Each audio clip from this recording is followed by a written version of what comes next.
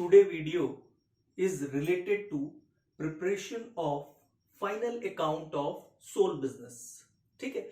अब ये soul business क्या होता है, मतलब जिसका एक सिंगल ओनर होता है, ना ये पार्टनरशिप फर्म होता है ना ये कंपनी होती है। ठीक है, ये मेंशन किया हुआ है final accounts of sole business.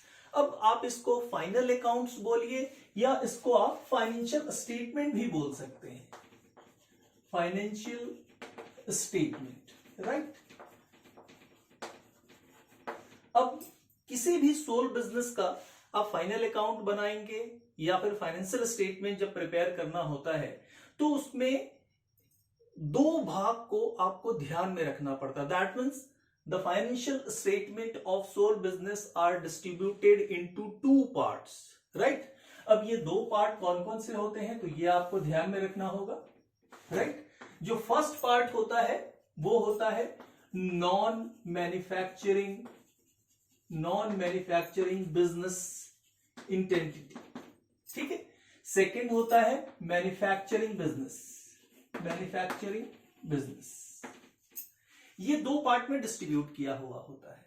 अब आपको ध्यान में रखना होगा कि नॉन मैन्युफैक्चरिंग बिजनेस होता है तो नॉन मैन्युफैक्चरिंग बिजनेस में अगर आपको फाइनल स्टेटमेंट प्रिपेयर करना है या फाइनल अकाउंट प्रिपेयर करना है, how many types of accounts are open, right. Same in case of manufacturing business. अगर मैन्युफैक्चरिंग कंसर्न होता है तो आपको कितने टाइप के अकाउंट्स आपको ओपन करने पड़ते हैं, चलिए आइए। Now first this is trading account, second P&L account, profit and loss account, और third balance sheet, right. In case of manufacturing concern 4 accounts are opened. First, manufacturing account. Second, trading account. Third, profit and loss account. And the fourth, last one is balance sheet. Clear? आज हम लोग ये चारों points के ऊपर discussion करेंगे और short में डिस्कशन करेंगे, ठीक है, कि मैन्युफैक्चरिंग अकाउंट कब बनाया जाता है, क्यों बनाया जाता है, same for trading account, for P&L account, for balance sheet. Clear? तो फर्स्ट पॉइंट में हम लोग डिस्कशन करते हैं manufacturing account. Now the first point, why, क्यों बनाया जाता है manufacturing account? The answer is the main objective और main purpose for preparing manufacturing account is to determine cost of production. Clear? That means manufacturing account क्यों बनाया जाता है? To determine cost of production. तो आप लोगों के लिए अब फिर दो नया पॉइंट्स हो गया कि एक हो गया मैन्युफैक्चरिंग अकाउंट बना रहे हैं, दैट मीन्स मैन्युफैक्चरिंग कॉस्ट भी हो जाएगा कि मैन्युफैक्चरिंग कॉस्ट क्या होता है, और the second cost of production क्या होता है। क्योंकि मैन्युफैक्चरिंग अकाउंट क्यों प्रिपेयर करते हैं? To determine the cost of production.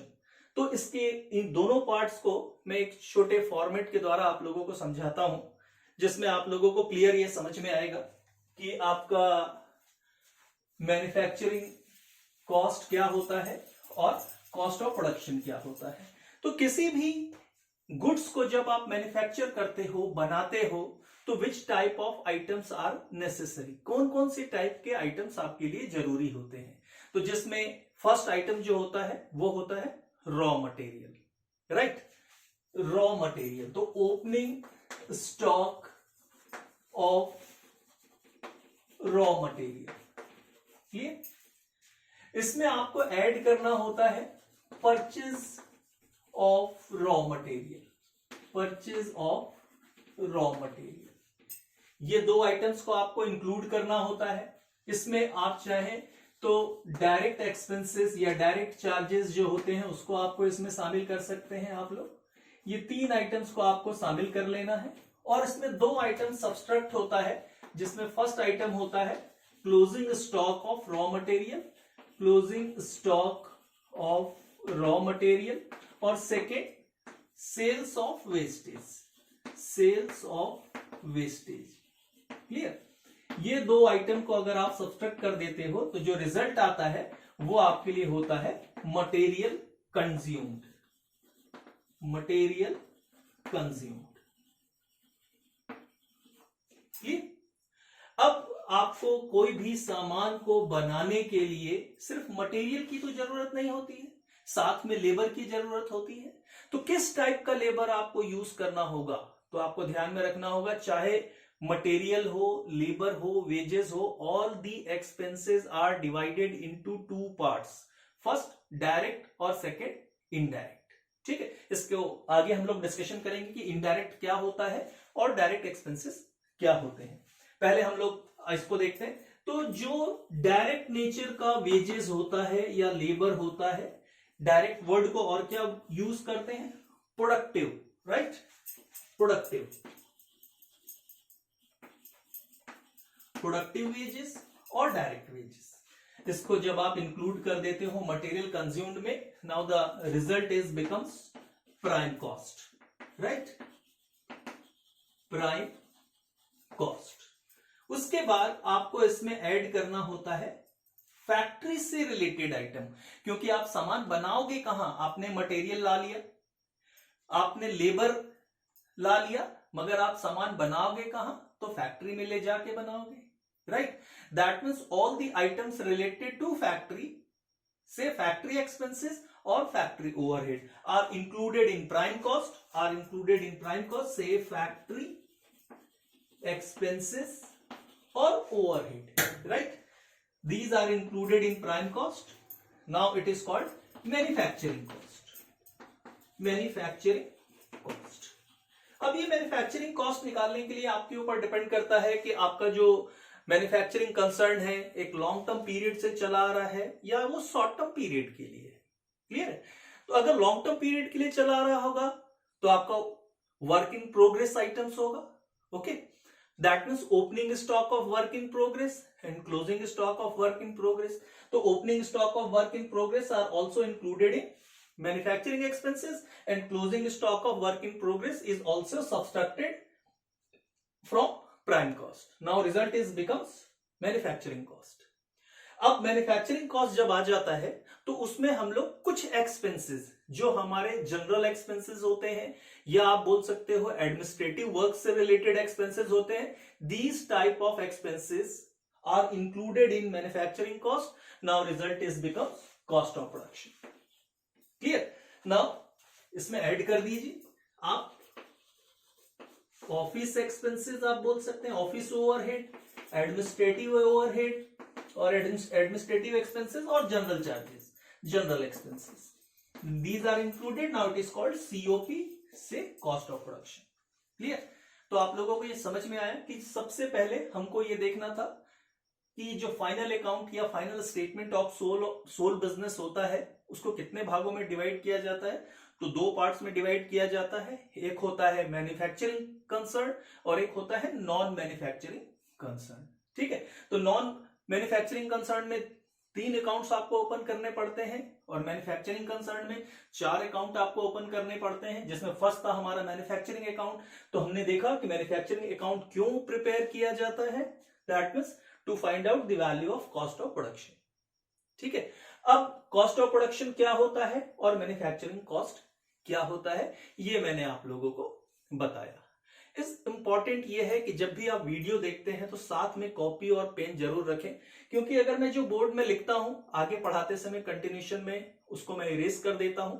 ठीक है, चलिए आगे हम लोग देखते हैं कि अब मैन्युफैक्चरिंग कॉस्ट हो गया, कॉस्ट ऑफ प्रोडक्शन हो गया। अब नेक्स्ट हम लोग देखेंगे कि मैन्युफैक्चरिंग अकाउंट क्या होता है। ठीक है, आप सभी को मालूम है 2 sides are there for every type of accounts. 2 sides होते हैं किसी भी अकाउंट में। ठीक है, तो हम लोग पहला पार्ट हम लोग देख रहे हैं manufacturing account. Now the first side is debit side and the second is credit side. हम लोगों को जनरल ये अकाउंट्स में पढ़ाया जाता है और हम लोग पढ़ते भी हैं कि डेबिट साइड में ऑलवेज क्या रिकॉर्ड किया जाता है, एक्सपेंसेस रिकॉर्ड किया जाता है या फिर एक्सपेंडिचर रिकॉर्ड किया जाता है, और क्रेडिट साइड में इनकम रिकॉर्ड किया जाता है या फिर रिसिप्ट रिकॉर्ड किया जाता है। ठीक है, ये पहला पार्ट हो गया।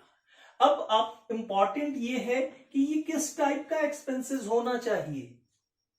ठीक है, हमने ये जरूर देखा कि expenses are recorded in debit side of manufacturing account and income are recorded in credit side of manufacturing account. This is the theory. मगर ये जो एक्सपेंसेस हैं ये किस टाइप के एक्सपेंसेस होने चाहिए, ये सबसे ज्यादा इंपॉर्टेंट है। Again, how many types of expenses as per account?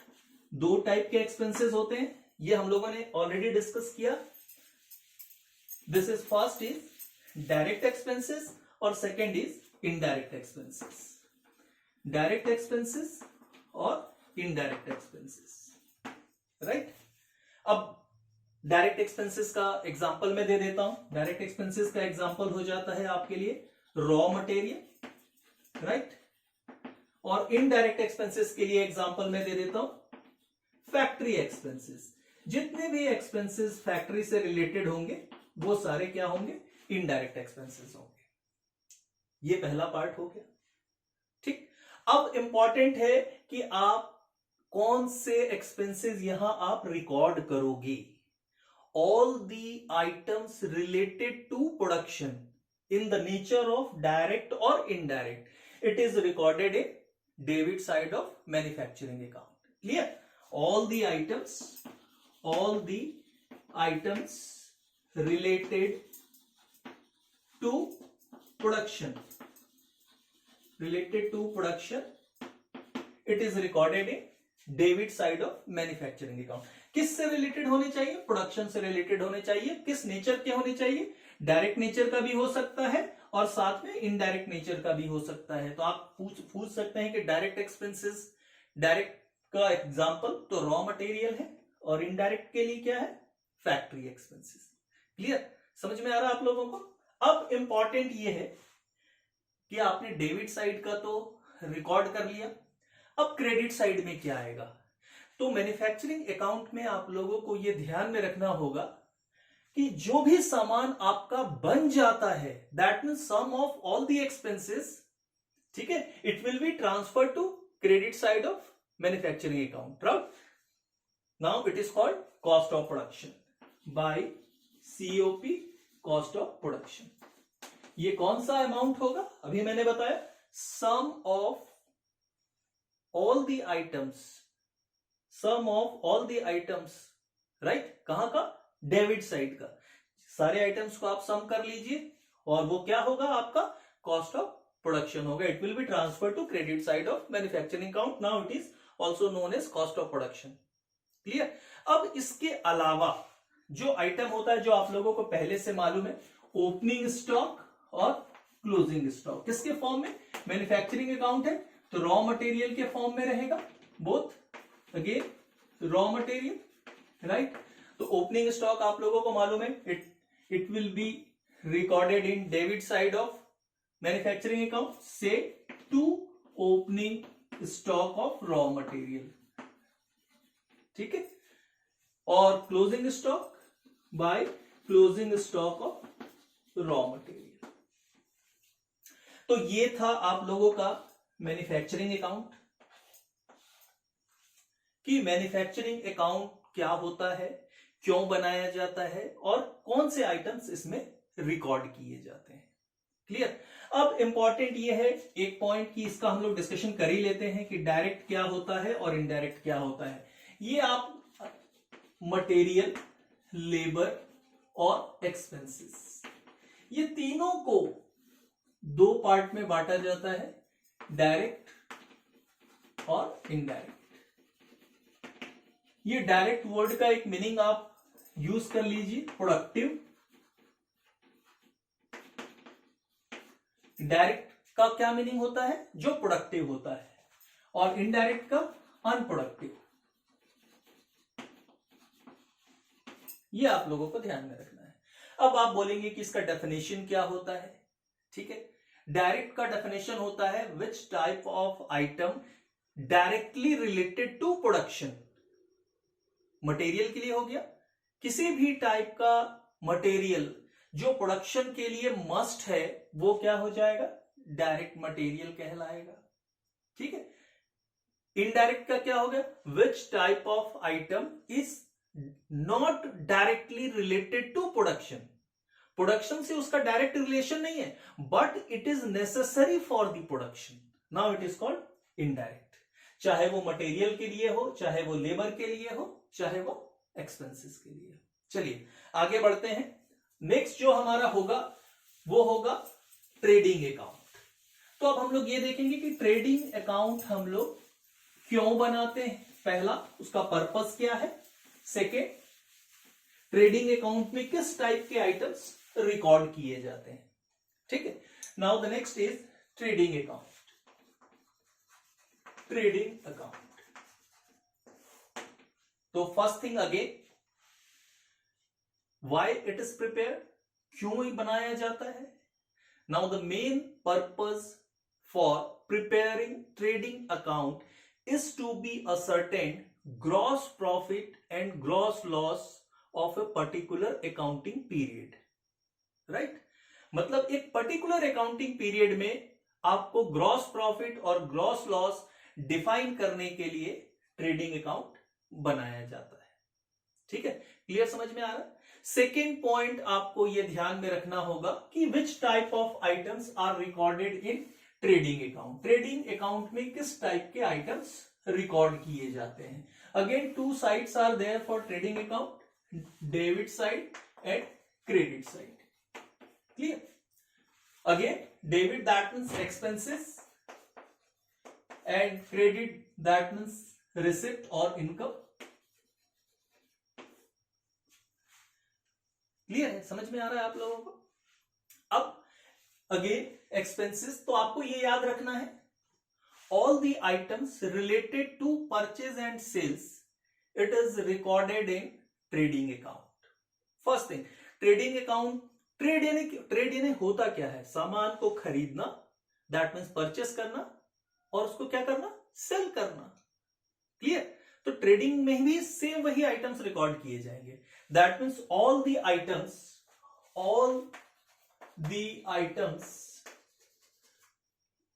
related to purchase, it is recorded on debit side of trading account. All the items related to purchase, अगर परचेज से जो रिलेटेड आइटम्स रहेंगे वो कहां आएंगे, debit side of trading account. Same, all the items related to sales, it is recorded in credit side of trading account. तो ये आप लोगों को ध्यान में रखना है कि परचेज से रिलेटेड आइटम और सेल से रिलेटेड आइटम। इसके अलावा फिर से ये ओपनिंग स्टॉक और क्लोजिंग स्टॉक, ये आप लोगों को पहले से मालूम है। Now opening stock is recorded in debit side to opening stock and by closing stock. ठीक, अब इंपॉर्टेंट ये होता है ट्रेडिंग अकाउंट में कि ये परचेज एक छोटा सा वर्ड दिखाई देता है और हम लोग बोल देते हैं all the items related to purchase are recorded in debit side of trading account. ये बहुत छोटा नहीं है, परचेज एक बहुत बड़ा वास्ट है। परचेज के मैं कुछ छोटे से एग्जांपल्स जरूर आप लोगों को बताऊंगा, और वो इंपॉर्टेंट एग्जांपल्स जहां बच्चों से गलतियां होती है। क्लियर, एग्जामिनेशन में क्वेश्चन सॉल्व करते समय बहुत ज्यादा एग्जांपल्स नहीं दूंगा। पहला एग्जांपल्स हम लोग देते हैं गुड्स रिसीव्ड फ्रॉम कंसाइनमेंट, और इसका just opposite goods sent to consignment, right. First, goods received from consignment, goods received from consignment and goods sent to consignment.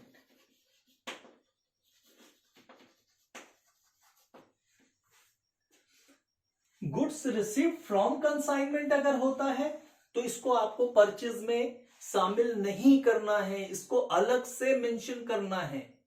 ये चीज आप लोगों को ध्यान में रखना है, ठीक है। Second, goods sent to consignment, it will be subtracted from purchase. ये परचेज से आपको माइनस करना है। अगर आप क्या करते हो, goods send to consignment, consignment के थ्रू आपने गुड्स दिया है तो उसको आपको क्या करना होगा, परचेज से आपको माइनस करना होगा। Must just opposite, goods received from consignment, आपको कंसाइनमेंट के थ्रू गुड्स रिसीव्ड हो रहा है, ये एक परचेज से टोटली डिफरेंट है। ठीक है, तो इसलिए आपको इसको क्या करना होगा, इसको परचेज में शामिल नहीं करना होगा, इसको अलग से मेंशन करना होगा, और this one is subtracted from purchase. इसी प्रकार जो एक थर्ड एग्जांपल है, purchase of capital assets, right, purchase of capital assets, just like a example of building, right, just like example of building, plant and machinery and furniture। अगर आपका जो भी capital expenditure होता है और आप इसको क्या करते हो, परचेस करते हो, all the items are not recorded in purchase. ये भी आपको ध्यान में रखना है, क्योंकि सारे एसेट्स तो आपने परचेस किए, मगर कैपिटल एसेट्स जो आप परचेस करते हो उसको परचेज में शामिल नहीं किया जाता है। ठीक है, उसके बाद एक फोर्थ एक आइटम मैं आप लोगों को बताता हूं, goods withdrawn bye proprietor for personal use. ठीक है, अगर गुड्स क्या करता है, सामान क्या करता है, proprietor that means owner of the business, proprietor से called again owner of the business. अगर प्रोपराइटर अपने पर्सनल यूज के लिए गुड्स निकाल लेता है तो उसको आपको परचेस से क्या करना होगा, माइनस करना होगा। अब देखिए कई सारे आइटम्स मैंने सिर्फ आपके एग्जांपल्स के लिए चूज किया है, कोई परचेस से एकदम डिफरेंट है परचेस वर्ड सब में।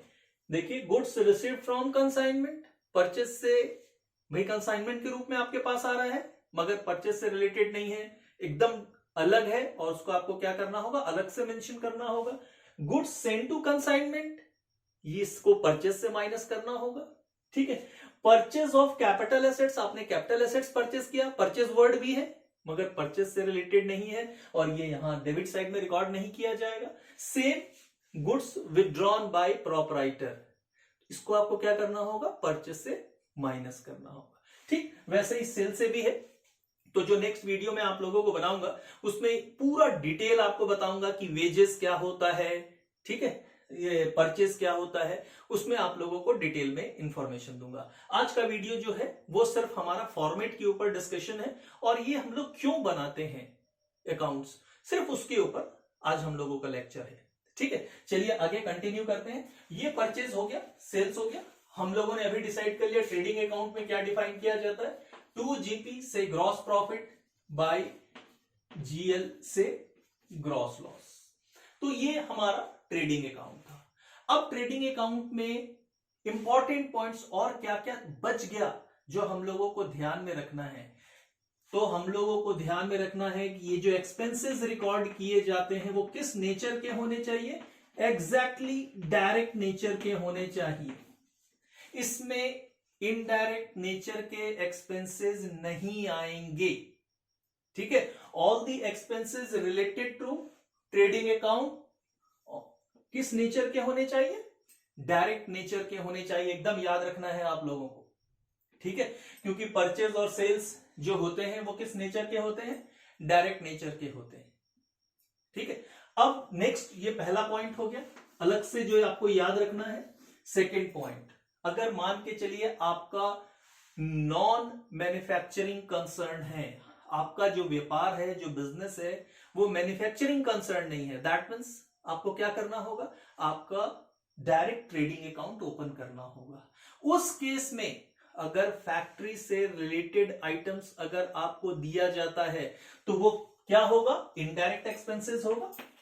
ठीक है, उस समय भी मैन्युफैक्चरिंग अकाउंट बनाते समय मैंने आप लोगों को बताया example of direct expenses just like example of direct material, raw material मैंने बताया था किसके लिए, मैन्युफैक्चरिंग अकाउंट के लिए, और इनडायरेक्ट के लिए क्या एग्जांपल बताया था, all the expenses related to factory. ठीक है, और से फैक्ट्री ओवरहेड। क्लियर, तो आपको ध्यान में रखना होगा कि अगर manufacturing account is not given in your question, अगर आपको बनाने के लिए नहीं देता है, that means all the items related to production is recorded in trading account.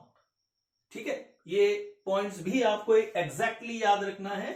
All the items related to production, related to production कहां रिकॉर्ड किया जाएगा? ट्रेडिंग अकाउंट में, ट्रेडिंग अकाउंट में रिकॉर्ड किया जाएगा। तो ये प्रोडक्शन जो लिखा हुआ है कौन सा है? मैंने बताया कौन से आइटम्स के बारे में हम लोग ये प्रोडक्शन कर रहे हैं, वो है डायरेक्ट नेचर। ये ऑलरेडी मैं आप लोगों को बता चुका। ठीक है, और जो बचे हुए इनडायरेक्ट एक्सपेंसेस होंगे वो कहां जाएंगे, वो आगे हम लोग डिस्कशन करेंगे। ठीक है, तो ट्रेडिंग अकाउंट में हम लोगों ने क्या क्या देखा? व्हाई इट इज प्रिपेयर, इसको हम लोग क्यों बनाते हैं, which type of items are recorded in trading account. ठीक, और एक इंपॉर्टेंट है जो हम लोगों से छूट गया, वो था कैरीज आउटवर्ड और कैरीज इनवर्ड। ठीक है, कैरीज इनवर्ड और कैरीज आउटवर्ड, ये आप लोगों को थोड़ा ध्यान में रखना होगा। आउटवर्ड, ठीक है, कैरीज इनवर्ड और carriage outward, this is related to purchase, this is related to purchase और this is related to sales. अब ये परचेज से रिलेटेड है, then it will be recorded in debit side of trading account. ठीक है, it is related to sales but it is it is not recorded in credit side of trading account। ये cell से related है मगर इसको हम लोग credit side में रिकॉर्ड नहीं कर सकते या नहीं किया जाता है। क्यों? क्योंकि ये इनडायरेक्ट नेचर का होता है, ये इनडायरेक्ट नेचर का होता है, इनडायरेक्ट नेचर का होता है। क्लियर? अब मैं एक एग्जांपल देता हूं आप लोगों को सामान समझ में। अगर हम लोग कोई सामान, अगर हमारा कोई बिजनेस कंसर्न है, हमने कोई मटेरियल परचेस किया है, तो हम लोग क्या करते हैं, होलसेल की दुकान से या फिर किसी मैन्युफैक्चरिंग कंसर्न से हम लोग क्या करते हैं, अपने शॉप में वो सामान लेके आते हैं। तो वो होलसेल की दुकान से या फिर फैक्ट्री से जो सामान लाते हैं, उसको लाने के लिए जो ट्रांसपोर्टेशन चार्जेस लगता है, जो एक्सपेंसेस होता है, वो हमारे लिए क्या होता है, कैरीज इनवर्ड। ठीक है, एकदम क्लियर समझ में आया? That means it is directly related to purchase, now it is recorded in debit side of trading account. अब कैरीज आउटवर्ड का एक एग्जांपल देता हूं। देखिए, बहुत इजी एग्जांपल मैं आप लोगों के सामने बताता हूं। हम लोग जितने लोग भी हैं, सबके यहां राशन आता है। ठीक है, महीने भर का जो भी आइटम्स रहता है, हम लोग पर्टिकुलर एक दुकान से लेके आते हैं। हर बार हम लोग जाके लेके आ जाते हैं। कभी कंडीशंस ऐसा होता है कि हमने लिस्ट बनाया और दुकान वाले को जाके दे दिया कि भैया ये सामान भिजवा दीजिएगा। ठीक है, अब आप उसके परमानेंट ग्राहक हो, हर मंथ आपका राशन जो है उसके दुकान से आता है। क्लियर? तो अब आपको ये चीज ध्यान में रखना होगा कि क्या वहां से, उसके दुकान से आपके घर तक अगर वो सामान भेजता है और उसका 200 रुपीज का एक्सपेंस होता है, तो क्या वो एक्सपेंस आपसे चार्ज करेगा या चार्ज नहीं करेगा? तो वो एक्सपेंस वो आपसे चार्ज नहीं करेगा, वो 200 रुपीज आपसे क्या करेगा, चार्ज नहीं करेगा। मगर आपके घर वो सामान जब भेजता है तो क्या 200 रुपीज वो पे नहीं करेगा? उसको तो पे करना पड़ेगा। ठीक है, इसलिए it is not directly related. ये डायरेक्टली रिलेटेड नहीं हुआ, दैट मीन्स क्या हो गया, ये इनडायरेक्ट एक्सपेंसेस हो गया। और इनडायरेक्ट एक्सपेंसेस हमेशा कहां रिकॉर्ड होते हैं, प्रॉफिट एंड लॉस अकाउंट में रिकॉर्ड किया जाता है। ठीक है, तो ये था हम लोगों का ट्रेडिंग अकाउंट का टोटल इंफॉर्मेशन। अब नेक्स्ट जो पार्ट होगा वो हमारा होगा पी एंड एल अकाउंट और लास्ट फिर बैलेंस शीट। तो अब जो नेक्स्ट जो हमारा पार्ट है वो P and L account, that means profit and loss account. तो प्रॉफिट एंड लॉस अकाउंट में भी हम लोगों को सबसे पहले ये मालूम होना चाहिए कि इसको क्यों प्रिपेयर किया जाता है, प्रिपेयर करने का कारण क्या है, ठीक है, मेन पर्पस क्या है, ऑब्जेक्टिव क्या है। ascertained net profit oblique net loss for a particular accounting period। एक पर्टिकुलर अकाउंटिंग पीरियड के लिए नेट प्रॉफिट या नेट लॉस डिसाइड करने के लिए हमको क्या बनाना पड़ता है, प्रॉफिट एंड लॉस अकाउंट बनाना पड़ता है, ठीक है। अब इंपॉर्टेंट ये है कि कौन कौन से item profit and loss account में रिकॉर्ड किए जाते हैं। Again two sides are there, first debit side और second credit side. Clear. Debit side का वही हमारा पुराना एग्जांपल कि एक्सपेंसेस आते हैं, और क्रेडिट साइड में क्या आता है, इनकम्स और एनी टाइप ऑफ रिसिप्ट्स आते हैं, ठीक। अभी तक हमने मैन्युफैक्चरिंग अकाउंट देखा, ट्रेडिंग अकाउंट देखा। तो मैन्युफैक्चरिंग अकाउंट एक ऐसा अकाउंट है जिसमें डायरेक्ट और indirect both type of items are recorded. Trading account में only direct items are recorded. तो बच क्या गया, इनडायरेक्ट आइटम्स, ठीक है। तो हमेशा याद रखेंगे पी एंड एल अकाउंट में कौन से आइटम्स रिकॉर्ड किए जाते हैं, तो इनडायरेक्ट आइटम्स रिकॉर्ड किए जाते हैं। हमेशा आपको ये चीज एग्जैक्टली याद रखना है, ठीक है।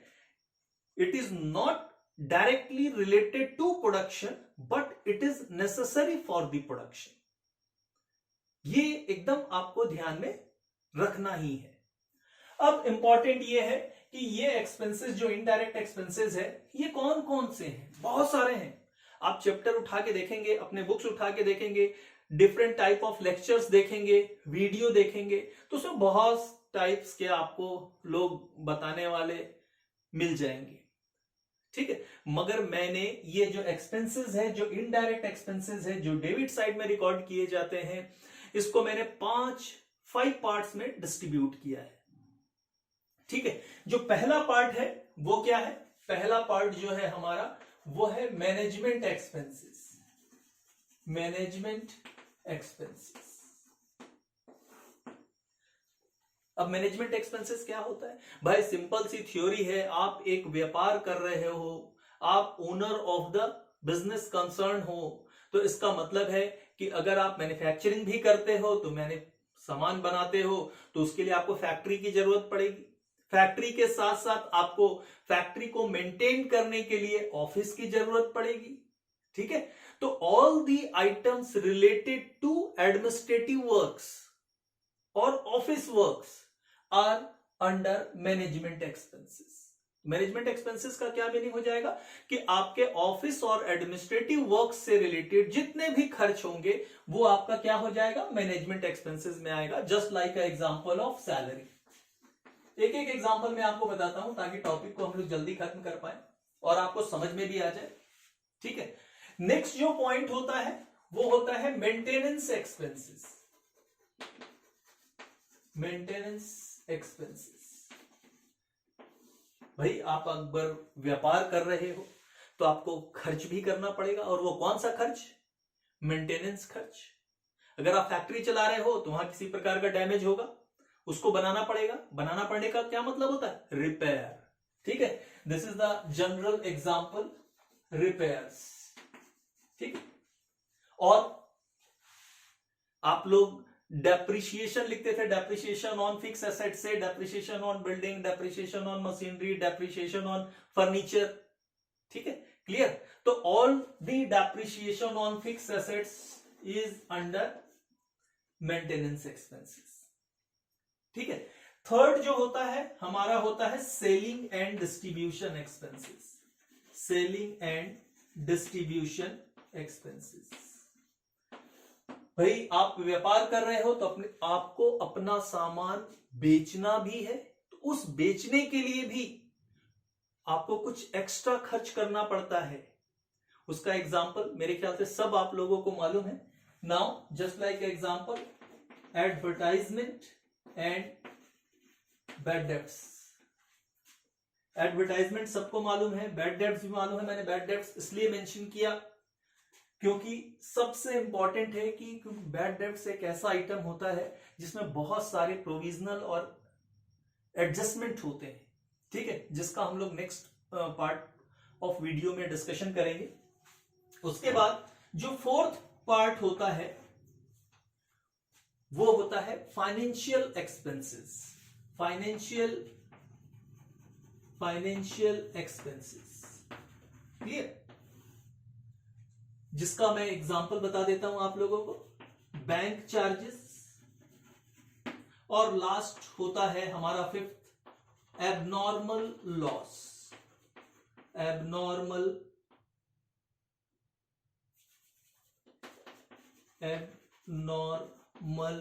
Loss, abnormal loss, any type of loss, ठीक है, ये आप लोगों को सबको मालूम है। मैं सिर्फ ओलरी एग्जांपल दे देता हूं।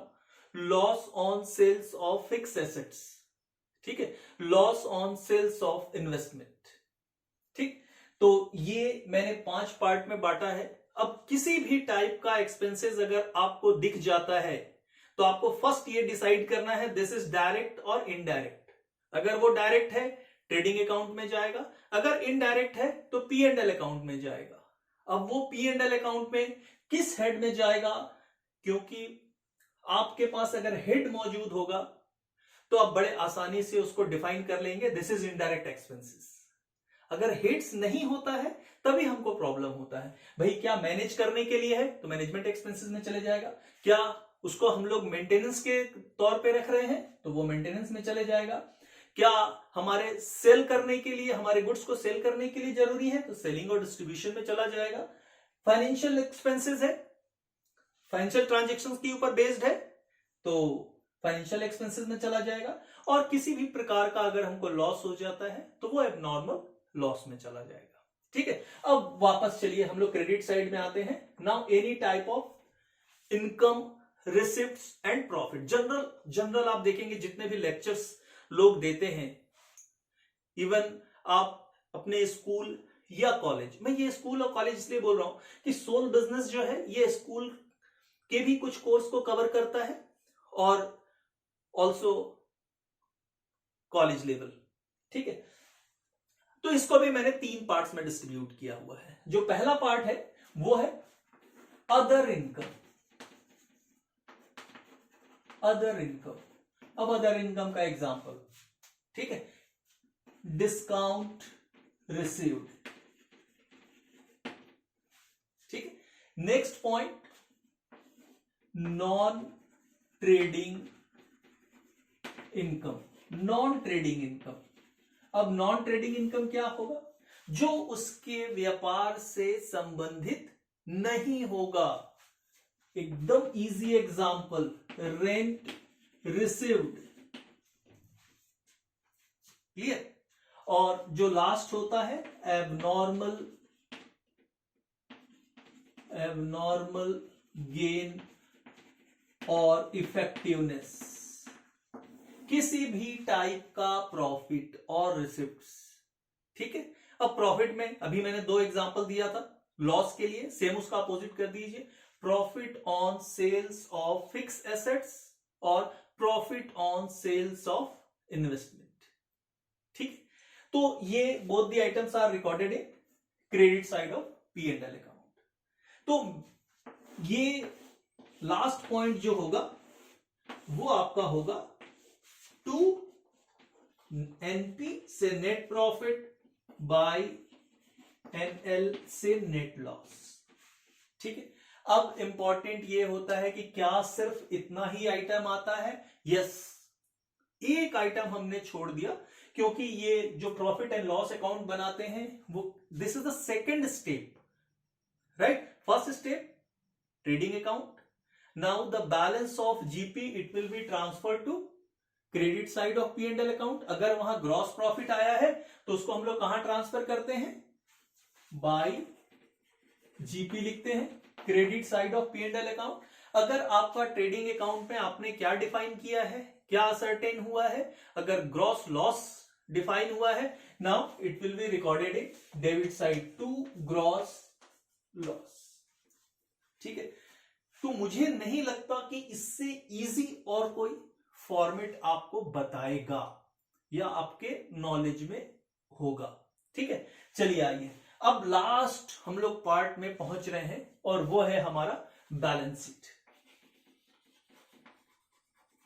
बैलेंस शीट, ठीक, बैलेंस शीट के लिए भी पहला क्वेश्चन वही है कि हम लोग बैलेंस शीट क्यों बनाते हैं, उसकी आवश्यकता क्यों पड़ती है। कोई भी इंस्टीट्यूशन या ऑर्गेनाइजेशन जो कि एक सोल बिजनेस के बारे में हम लोग चर्चा कर रहे हैं, तो हम लोग बैलेंस शीट क्यों बनाते हैं। ठीक है, तो हम लोग true financial position of business पता करने के लिए बैलेंस शीट बनाते हैं। बहुत ज्यादा डिटेल में मैं नहीं बोल रहा हूं, हम लोगों को क्लियर, ट्रू, सही या निष्पक्ष बिजनेस का पोजीशन स्टेटमेंट चेक करने के लिए हम लोग क्या बनाते हैं, बैलेंस शीट बनाते हैं। ठीक है, अब बैलेंस शीट याद रखेंगे, वैसे जनरली बैलेंस शीट को 4 टाइप से डिफाइन किया गया है, मगर वो 4 टाइप नहीं, मैं सिर्फ 2 टाइप ही आपको बताऊंगा। और पहला टाइप जो होगा वो in form of liquidity, liquidity के फॉर्म में रहेगा, तो क्या होगा। और सेकंड जो होता है वो होता है परमानेंसी, परमानेंसी। ठीक है, दोनों में कोई बहुत ज्यादा डिफरेंस नहीं है, दोनों जस्ट एक दूसरे का अपोजिट है। ठीक है, अब लिक्विड का क्या मतलब होता है। सबसे पहला इंपॉर्टेंट पार्ट होता है कि बैलेंस शीट तो हमने देख लिया कि क्यों बनाते हैं। ठीक है, second point format, again 2 sides are there. ठीक है, this is liability side, liability side, and this is asset side.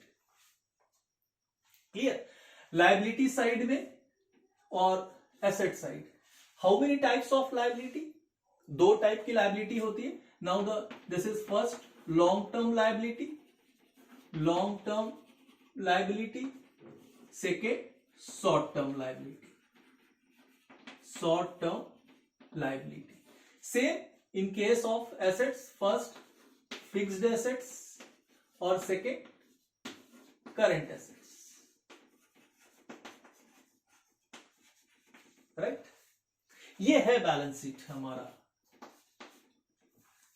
अब इंपॉर्टेंट ये है, ये दोनों जो मैंने लिखा long term liability, short term liability, fix assets और करंट एसेट्स, अब ये लिक्विडिटी के फॉर्म में क्या होता है, परमानेंसी के फॉर्म में क्या होता है, ये आपको सिर्फ सीखना है और जानना है।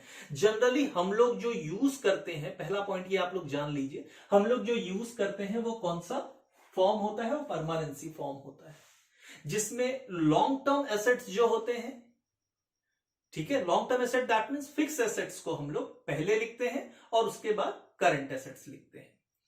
ठीक, वैसे लायबिलिटी में हम लोग पहले लॉन्ग टर्म लायबिलिटी लिखते हैं, फिर शॉर्ट टर्म लायबिलिटी लिखा जाता है। अब ये लॉन्ग टर्म और शॉर्ट टर्म क्या होता है, ऐसी लायबिलिटी जो विद इन अ ईयर पे करना है, विद इन अ ईयर पे करना है, उसको हम लोग क्या बोलते हैं, शॉर्ट टर्म लायबिलिटी बोलते हैं। और जो हमारे पास बहुत लंबे समय तक रहेगा उसको हम लोग क्या बोलते हैं, लॉन्ग टर्म। ठीक, फिक्स एसेट्स आप लोगों को मालूम है इसके बारे में। अब वैसे देखा जाए तो फिक्स एसेट्स को भी आपको ध्यान में रखना होगा। Fix assets again is divided into 2 parts, first tangible और सेकंड इंटेंजेबल, तो उसके बारे में हम लोग बाद में डिस्कशन करेंगे, सिर्फ आज हम लोगों का फॉर्मेट के ऊपर डिस्कशन है।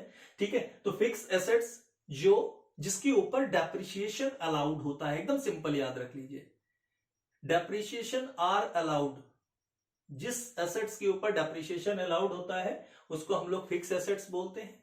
और सेकंड करंट एसेट्स, जो तुरंत लिक्विड के फॉर्म में चेंज कर लिया जाता है। मेरे ख्याल से सबको मालूम है example of current assets, cash, cash को 2 फॉर्म में हम लोग लिखते हैं, पहला कैश एट बैंक और कैश इन हैंड। ठीक है, स्टॉक, कौन सा स्टॉक, स्टॉक हम लोग बोलते हैं, इन्वेंट्री हम लोग बोलते हैं, मगर ये कौन सा स्टॉक होता है, ओपनिंग स्टॉक होता है, क्लोजिंग स्टॉक होता है। आज तक हम लोग सिर्फ इतना ही पढ़ते हुए आते हैं। ठीक है, ये कौन सा स्टॉक होता है? स्टॉक इन ट्रेड, ये आप लोगों को ध्यान में रखेंगे, स्टॉक इन ट्रेड होता है। और सोल बिजनेस के बारे में हम लोग डिस्कशन कर रहे हैं, तो और ये क्लोजिंग स्टॉक होता है। ठीक, तो सेम वैसे शॉर्ट टर्म लायबिलिटी के बारे में हम लोग डिस्कशन कर लेते हैं। शॉर्ट टर्म लायबिलिटी में जो आप लोगों को मालूम, just like example of creditors, bills payable, outstanding expenses, all are known, ये आप सभी जानते हैं। ठीक है, वैसे ही इसका जो फर्स्ट पार्ट है लॉन्ग टर्म लायबिलिटी में, शेयर कैपिटल, जो आप लोगों को नॉलेज में है। ठीक, reserve and surplus, reserve and surplus, और थर्ड पार्ट जो होता है वो होता है बोरोइंग्स, बोरोइंग्स। ठीक है, ये तीन पार्ट लॉन्ग टर्म लायबिलिटीज में it is divided into 3 parts, share capital, reserve and surplus, borrowings. ठीक है, फिक्स एसेट्स के बारे में हम लोगों ने चर्चा किया, करंट एसेट्स के बारे में हमने चर्चा कर लिया। ठीक है, and also discuss with you for short term liabilities. तो आज जो हमारा क्लास था, जिसके बारे में मैंने आपको जानकारी दी, एक चीज और मैं आप लोगों को सभी को बोलना चाहूंगा कि जब भी आप वीडियो को देखते हैं तो कॉपी और पेन साथ में रखें, ताकि मैं जो भी आपको बताऊं, जो भी ओरल बोल रहा हूं, आप उसको नोट डाउन कर सकें। ठीक है, और मुझे लगता है कि आज आपका जो फाइनल स्टेटमेंट या फिर final account of sole business का जो फॉर्मेट था वो आप लोगों को समझ में आया होगा। Okay, thank you very much for watching today video, thank you very much.